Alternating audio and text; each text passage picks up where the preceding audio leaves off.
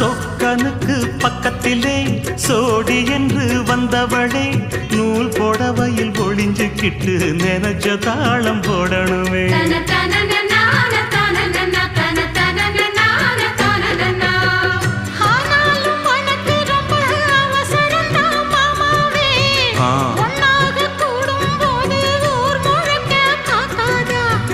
பார்த்தாலும் தவறு இல்ல பனியுறங்கும் ரோசாவே உன்னால சொத்த வச்ச மூக்குலதான் வைக்காத